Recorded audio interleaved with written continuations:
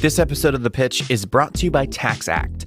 This tax season, TaxAct has your back. With their deduction maximizer and 100K accuracy guarantee, you can feel confident you're getting the most out of tax season. Learn more about how to maximize your deductions and your refund and get 25% off federal and state filing at taxact.com/thepitch. That's taxact.com/thepitch for 25% off federal and state filing.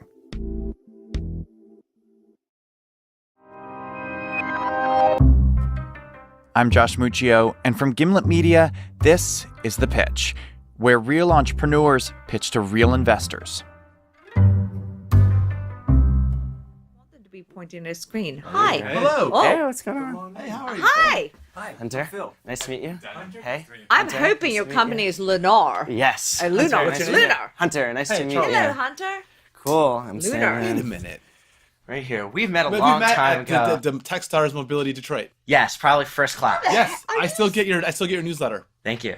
I'm glad that you notice it. Serene. I was like, wait a minute. I was like, I know him. Sweet. So it seems Charles Hudson with Precursor Ventures has met today's founder before, but he has yet to invest in his company. So we'll see if this is the meeting that changes things. Charles is joined by Jillian Manis from Structure Capital, Phil Nadell with Forefront Venture Partners, and Daniel Galati with Comcast Ventures.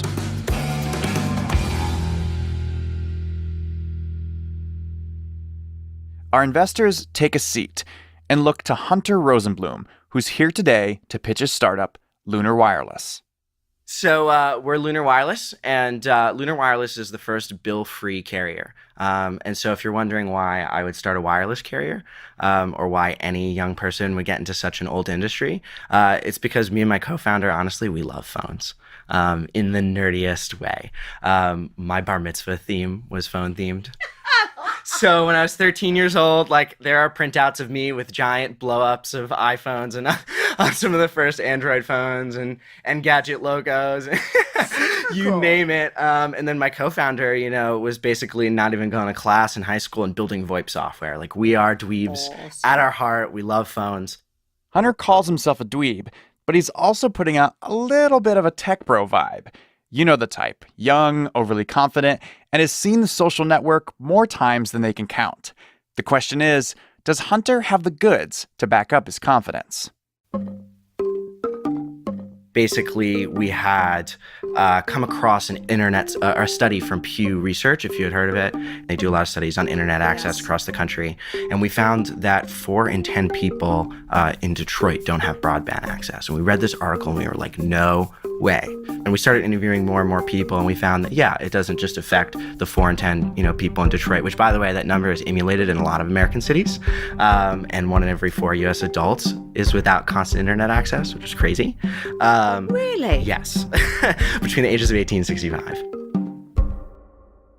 Taking a page right out of the techpreneur playbook, Hunter and his friend turned business partner both dropped out of school. But they didn't move to Silicon Valley. They moved to Detroit, and they immediately started pounding the pavement on a quest to figure out why so many people weren't yet on 4G. And what Hunter found is, no surprise, a lot of people were having trouble affording phones. But he and his co-founder realized it was way more complicated than just buying a phone. It was the bills that were really killing them. And it has to do with the way most wireless carriers bill their customers. There's no way to be a budget user. The bill just doesn't pay attention to usage, right? It doesn't pay attention to what you actually use. It's like cable plans when you buy 1,000 channels, but you watch 4. What if you could only pay for the channels you watch, Really pisses me off. Yeah, it's crazy, right? It's crazy. And so we said, man, this is crazy. Like, there has to be a better way to do this. So they started digging into the pricing models. He noticed the big wireless carriers like Verizon and AT&T billed for a set number of gigabytes of data every month, let's say 5 gigs, whether or not their customer actually needed that much. Hunter thought, why should they have to pay for loads of data they're never going to use? And we said, what if we charge people per app? People know what apps they're using. What if we let them pay for unlimited data for only the apps they use on the days they use them, and that's it?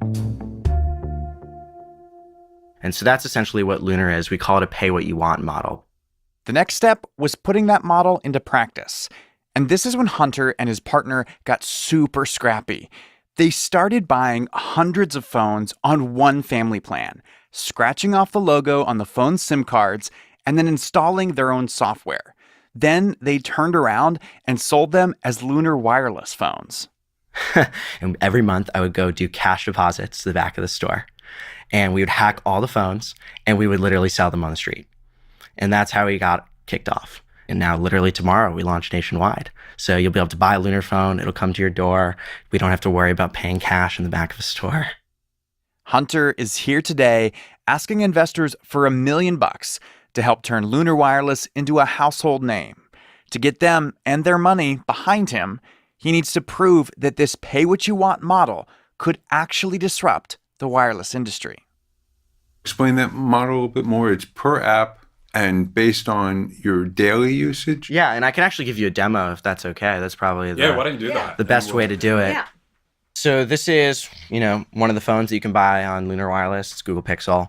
So the idea is that we basically, you fill up a balance. So you add like $5 onto your Lunar balance. And then when you open an app, so let's say I open up, I don't know, Fly Delta, it'll say, hey, you haven't paid for data today. Please take this online. It's 25 cents. We charge 25 cents per app, flat rate, no matter what the app is. Per app per day. Yes, per app per day. So you get a full day's worth of data access for that app. 24 hours, For not. 24 hours, yeah. And how much would that be? Let's say, At the end of the month? Yeah. So that's the cool part.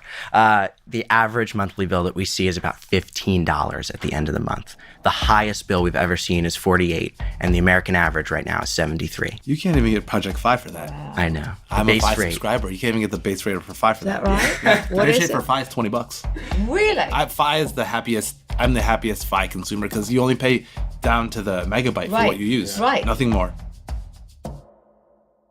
Charles is referring to Project Fi, Google's answer to today's complicated cell phone plans. With Fi, you start with a base rate of $20 for talk and text, and then you pay $10 per gigabyte of data, only paying for the gigabytes you actually use. And you heard Charles. He loves Fi because it's simple and reasonably priced. But Hunter is saying that Lunar is even cheaper.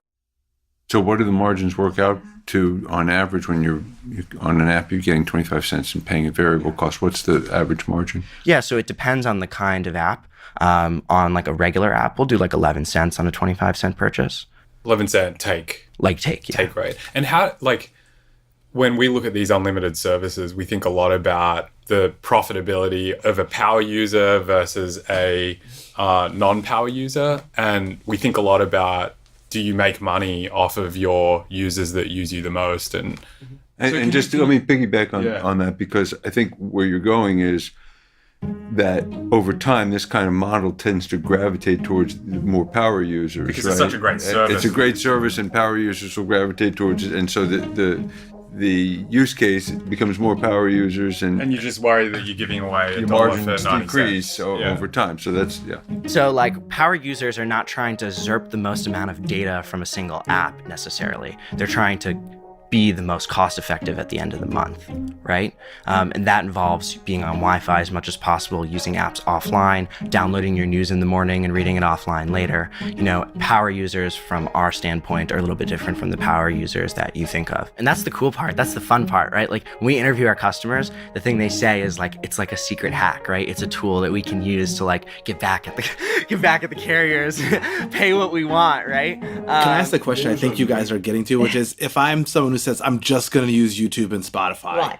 and that's all I'm going to do, I'm going to watch YouTube videos all day long, Right. 24/7. Right. Does that break the model? Yeah. So basically, Which I assume it does. right now, when you go to a carrier and they say it's unlimited, it's not. You hear the fine print. Once you break a certain, gigabyte data allowance, then it'll go ahead and slow down, right? It's called throttling. And throttling is a pain in the butt when you're have a 1 gig plan on Metro and you accidentally watched an HD video in 4K and you used all of your data for the rest of the month, and now every single app is slow. So we do throttle, but there's two, asterisks to our throttling. The first is that, first of all, if you're a good user and you're barely, abusing it every day, like why not just like let you have the good experience that day, right? You just build a model out of it, right? Like make sure that we can take an acceptable amount of loss on certain apps, right? Or in certain places. And then the second thing that we do is we throttle on a per app per day basis. So if, you're sitting on YouTube and you're watching 4K all day, like, yeah, we're going to slow down YouTube, and it's only throttled for the day. And look, at the end of the day, like our average is $15 a month versus the 73. I think the value prop's stronger. The throttling is better than throttling for the whole month. Yeah. For every app, that's painful. So if you're a streaming on 4G junkie, maybe Lunar isn't going to be the optimal service for you. But the bet Hunter is making is that this isn't most people. The 200 customers Lunar has signed up so far just want a simple wireless service, one where they can make calls, text, and use the internet. And if occasionally they want to go hog wild on YouTube or Netflix, that's okay too.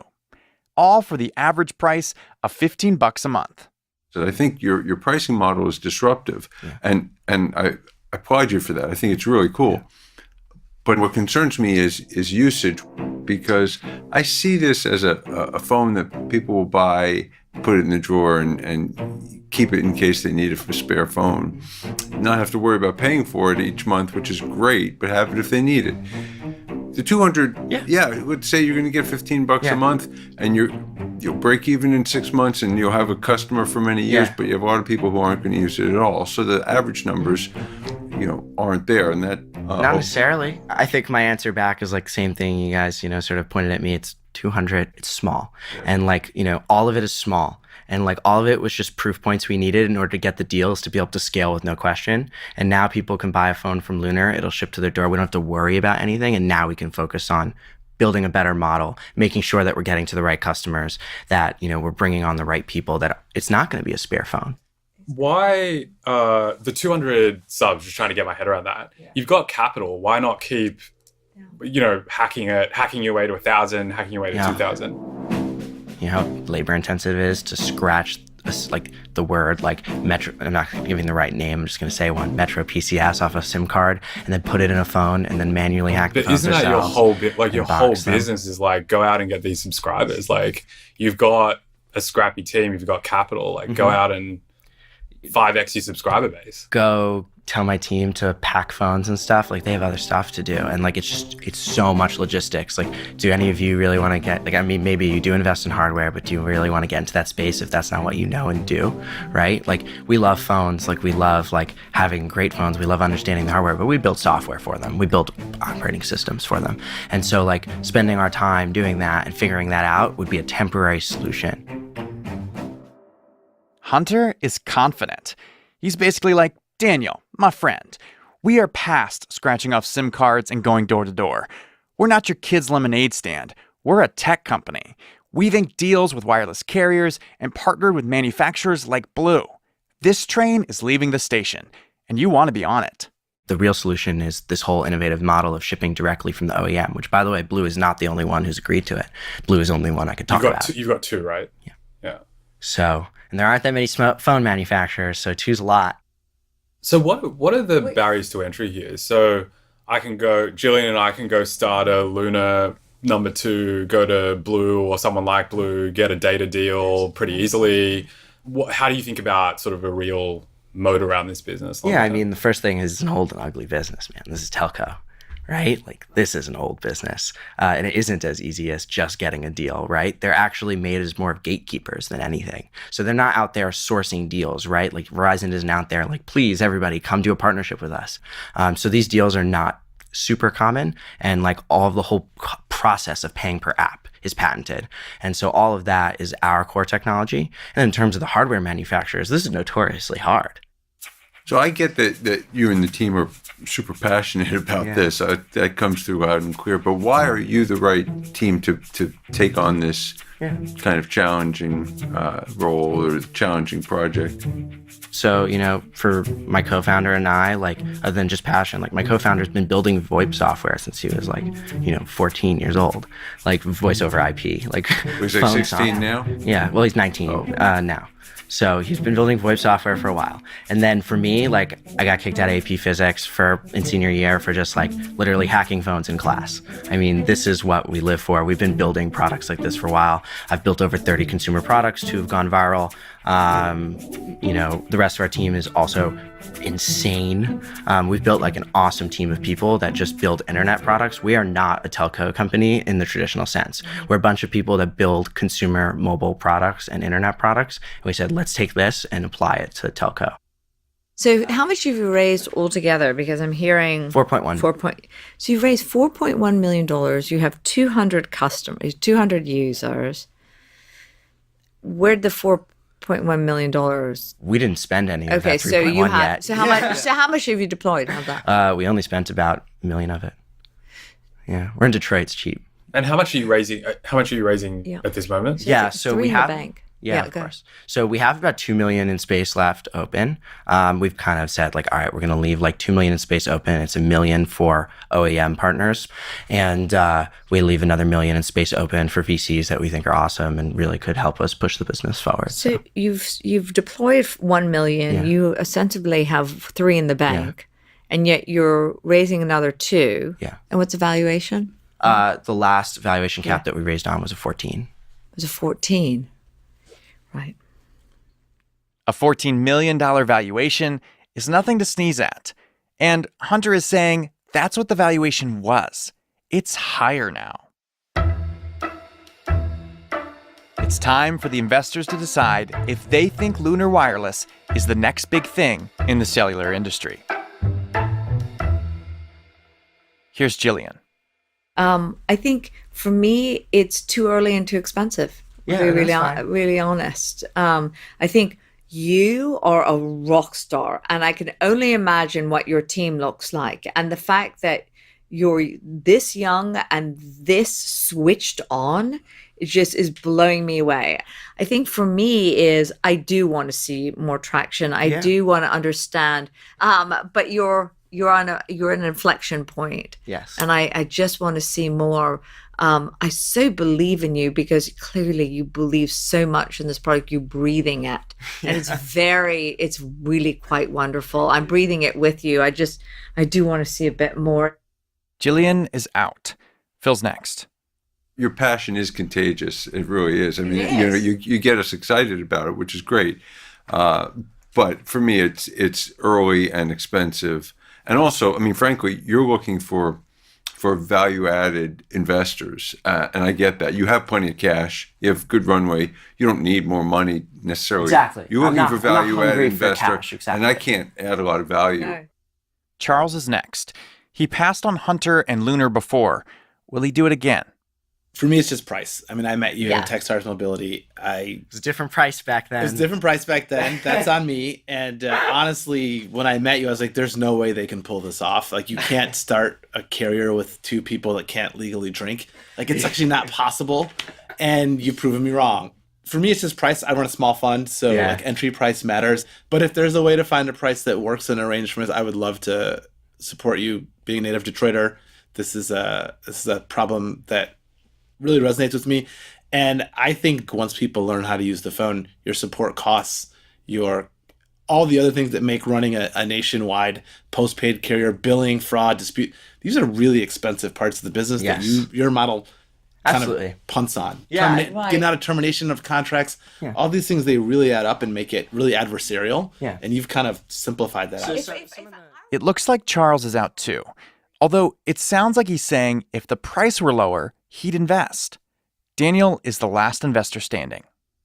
Just at a high level, I think more than product innovation, more than technology innovation, business model innovation is like the true value creator in tech, right? And in business more generally. So, and that's happening here, right? I think you're turning the wireless model on its head and making it customer first and creating this thin layer kind of next gen, carrier almost. And I think that's really, really exciting. It's really, really disruptive.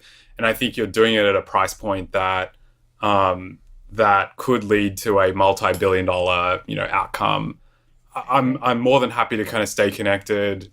You can fill me out as a potential value add. I can kind of get to know you a little bit more. And then I think, the TAM is big enough here Not that sure, yeah. we're okay kind of writing a bigger check for real ownership. For So I think listeners, that's total addressable market. total addressable market. Yeah, I think if this works, it's really big. Thank you Thank so you, much. thank you. Absolutely. Appreciate it. Absolutely. Thank you so much. Thank you. That was really impressive. Yeah. thank you. Completely Thank you. impressive. Yeah, let's hang out. I'm here Yeah. for the rest of the week. So if Yeah. anyone wants to hang out, I'm around. After Hunter left the room, the investors compare notes. It's like not actually possible to talk about how not well formed this was when I saw it at Techstars Yeah. Mobility 2.5 years ago. Oh, they were just like, we're gonna build a carrier in Detroit and we're gonna sell phones out of the back of our car. And I was like, Yeah. they didn't have this whole pricing model. Like, we're gonna find a way to make these phones cheaper and affordable. I'm like, well, that sounds like motherhood and apple pie. Like, how do you get from there? I mean, Yeah. this guy today, because I didn't remember him before, is so impressive. See, I mean, my gut was, do I want to put Unbelievable. He's $100,000 Yeah, into I'm this? thinking- You know, in my head, I keep thinking maybe I should put 200,000 I know, I'm in thinking about just making an investment because myself. it's him. To And- me, at this point, it's like very, very binary. It's binary. At Exactly. this point, right today, November Today, it's 1st, totally tomorrow's the binary. launch. Like, it's very binary. It's either going to... Totally. And I told them, I just But worry don't you about... want that as a seed investor? You want That's the what I binary. love. That's You what I want love. the Yes, binary. yes, but at this price, it's tough. I know. I mean, to have But I that... don't think the price. If it, to your But I point, don't it's know what the binary. price So is. like, if it works, I know. It's either gonna be a massive acquisition or a total failure. Yes. Totally. One or the other. Totally. And for me, I said this to him, I'm worried that a lot of people are going to buy it and put it in a drawer and use it as a spare phone. And I could see that happening, and that's Yeah. going to destroy their pricing model. No, I think for me it's a binary bet. It's either that 50 turns into something really, really interesting, or 50 is like, I can afford, if tomorrow the whole launch goes terrible, I'm like, well, that was the fastest 50 that Yeah. Precursors lost in the history Yeah. of the font. Totally. So while the investors try to convince each other they made the right decision, Hunter and I were catching up in another room. That hour is crazy, man. What a task. What Right? a task. Yeah. Was it more than what you expected it would be? Oh yeah, for sure. Like it was like I thought it would be fun, but it was like very fun. Like it was like a lot of different. You guys collect an amazing group of investors in the room that are so different, but also so with it and like forward thinking. But honestly, amazing stuff. So I'm so hyped. This was fun. Do you think you'll close them?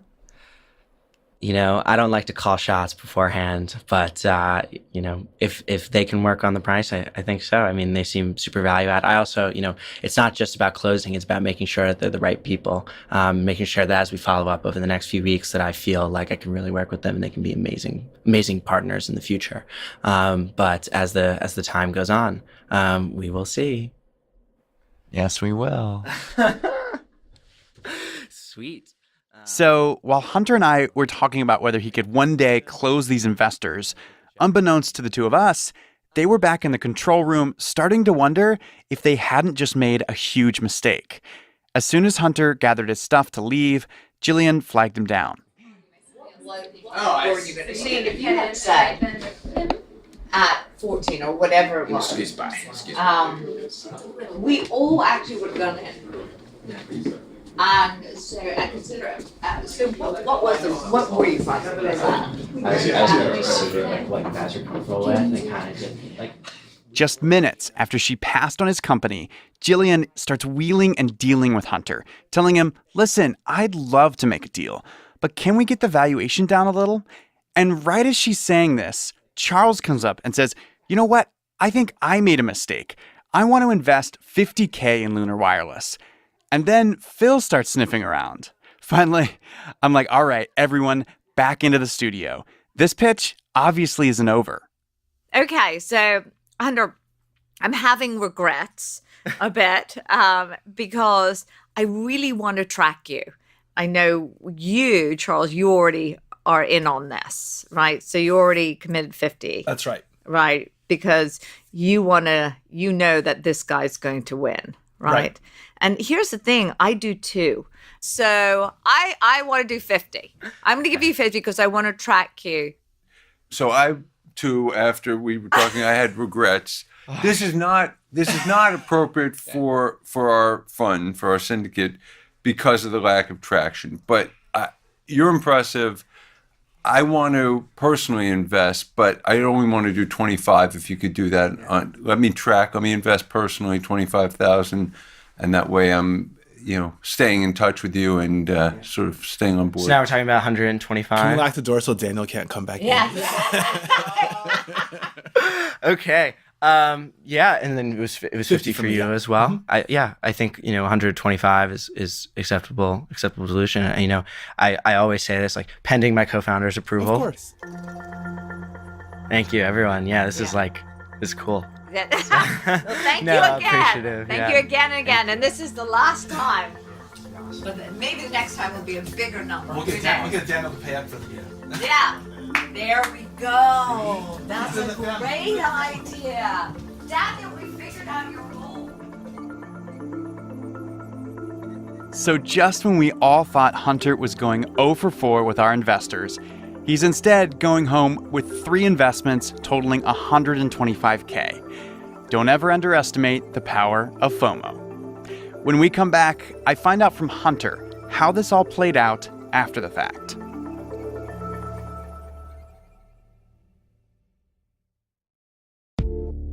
This episode of The Pitch is brought to you by LegalZoom. LegalZoom has the resources to keep you on the right path, including advice from their network of independent attorneys, all at your fingertips. Now that the holiday rush is over, LegalZoom can help you make this a memorable year from the start. Make this the year you finally get serious about launching your business. Get off to a strong start in 2018 at LegalZoom.com today. Get special savings when you enter PITCH in the promo box at checkout. That's LegalZoom.com, promo code PITCH. This episode of The Pitch is brought to you by Google Cloud, the maker of G Suite. G Suite is a set of integrated apps that gives you everything you need for work. I actually remember a time where I would judge people whose lives were run by the calendar. And I don't know why I was that way. It kind of doesn't make sense now, because fast forward to today, I have become that person whose life is completely run by his calendar. So every Tuesday morning, I've got something on my calendar that's time set aside for me and my wife. And it's actually, even though this is technically a personal thing, I put it on my work calendar so nobody schedules anything over it. That's my time. With G Suite applications like Calendar and Docs, sharing is built in to make it easier for teams to work together. Visit g.co/G Suite Gimlet for a 14-day free trial. That's g.co/G SUITE Gimlet to sign up.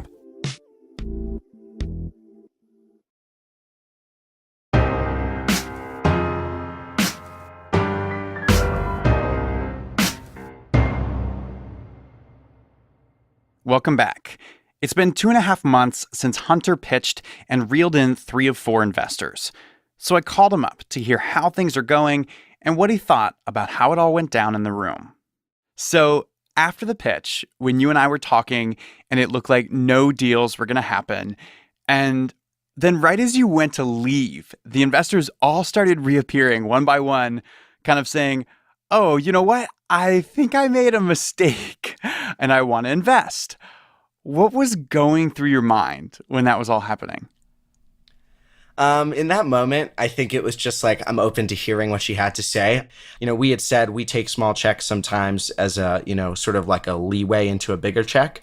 We'll say, Right. we'll take this small check. We'll kind of keep you updated on the business. I send out that email update every week with what we did last week, what we're doing next week, and all that sort of fun stuff.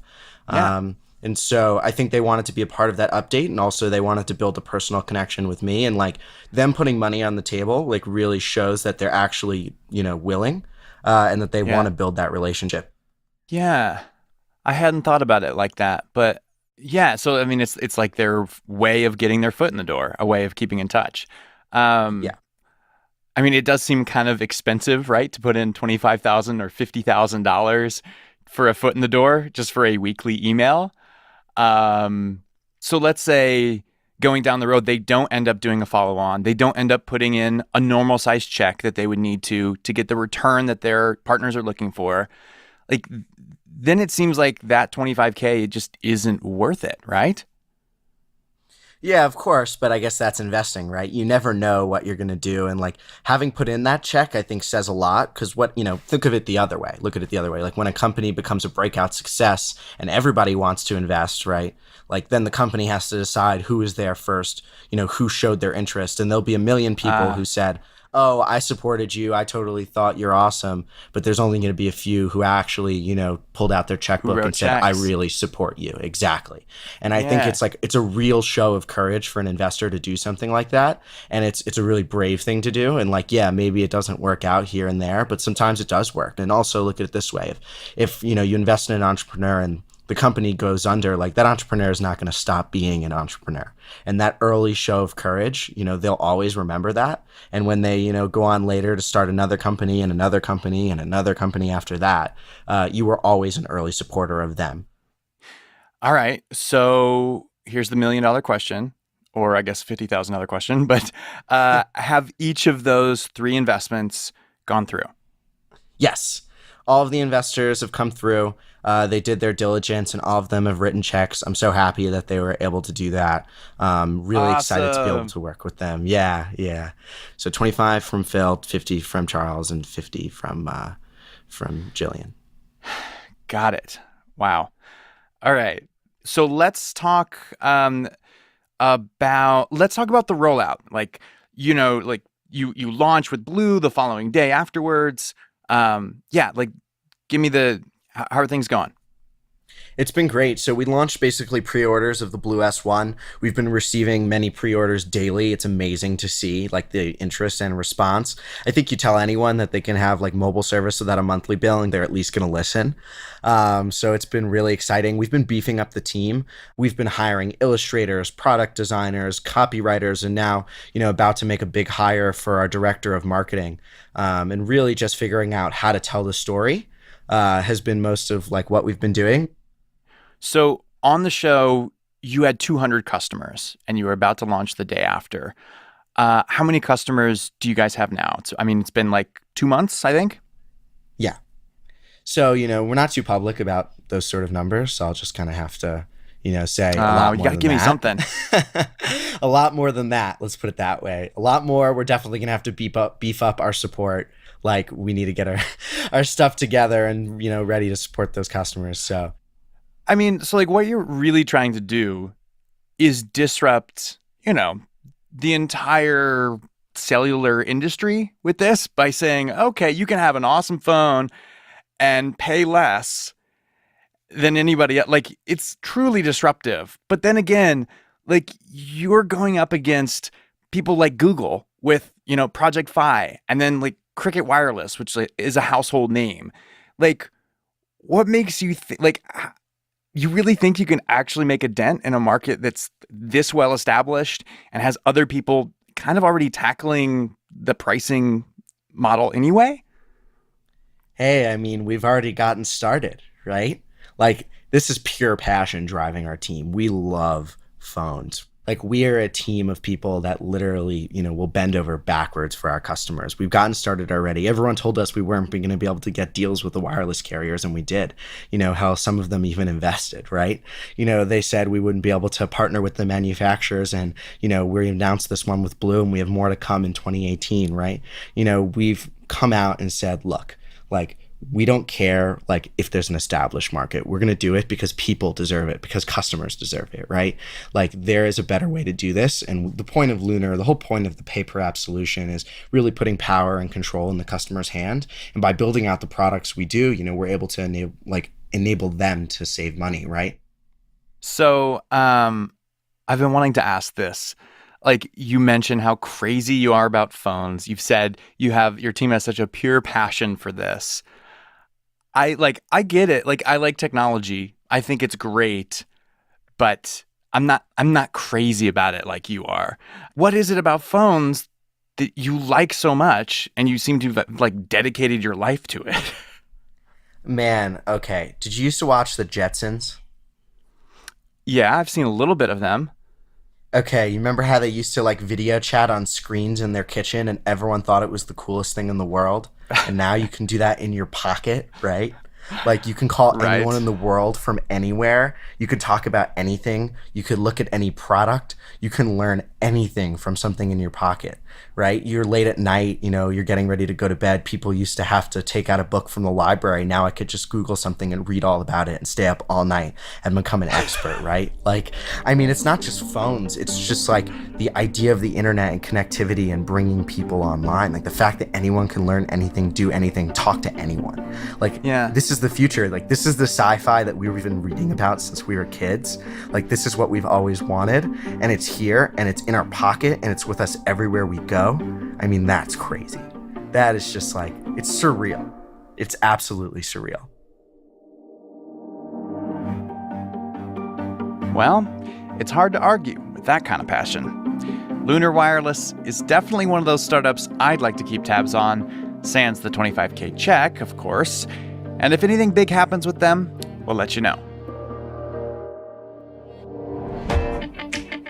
And we want to hear from you. Where does your passion come from? When trying to come up with business ideas, do you look for things that bug you the most in your own personal life? Or do you go out looking for problems that need a solution? Because I've heard it both ways. Some people swear by the idea that you should scratch your own itch, while others say to take a more data-driven approach, find a need, do a study, or in Hunter's case, read a study, and then move to that city to see for yourself. Anyway, I'm curious. How are people coming up with their own business ideas? Join the conversation over at thepitch.show/discuss. We'll be back with a brand new episode next week. And one last thing, if you're a startup founder or you know someone who is, you can apply at thepitch.show/apply. Our next recording event is in February in San Francisco. We're looking for companies in the seed stage with early traction. We aren't looking for companies in any specific vertical. Our focus is on finding startup founders who have a story to tell.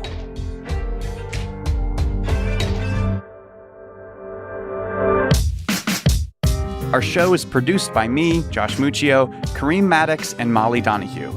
We are edited by Devin Taylor. Original music composed by The Musemaker and Bobby Lord. Our theme music is by Breakmaster Cylinder, and we were mixed by Enoch Kim. Lisa Muccio plans our recording events, and thanks to Samira Sohail for her reporting on this episode. And for the intro to Lunar Wireless, we have the fine folks over at BetaWorks, and specifically Matthew Hartman, to thank.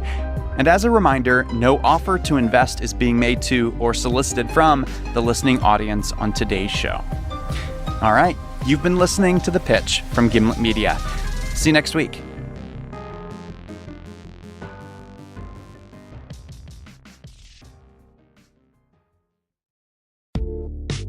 Thanks to our sponsor, LegalZoom. Get off to a strong start in 2018 at LegalZoom.com today. Get special savings when you enter PITCH in the promo box at checkout. That's LegalZoom.com, promo code PITCH. Thanks to our sponsor, Google Cloud, the maker of G Suite.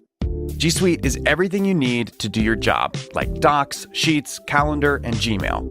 Collaboration and sharing are built into every G Suite application, making it easier and more cost-effective for teams to work together. Visit g.co/G Suite Gimlet for a 14-day free trial. That's g.co/GSUITE Gimlet to sign up.